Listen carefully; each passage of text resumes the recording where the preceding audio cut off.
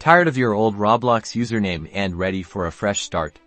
Let's dive into how you can change your display name and reinvent your Roblox persona. First things first, log into your Roblox account on the Roblox website or the app, then look for the three dots in the upper right corner of your screen. This is the menu button.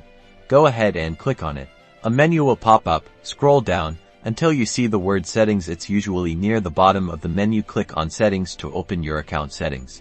Okay, you're now on the My Account page. Locate the display name field. It's usually at the top to the right of your current display name. You will see a little pencil icon. This is the edit button.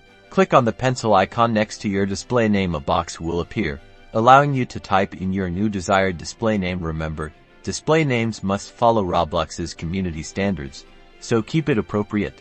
Now, here is the catch. Changing your display name costs 1,000 Robux. If you have enough, a button will appear to make the purchase. If you don't have enough, you'll need to buy some first. After confirming the purchase, your new display name will be visible to everyone. Keep in mind that while you can change your display name, your original username remains the same and cannot be changed. Enjoy your new Roblox identity.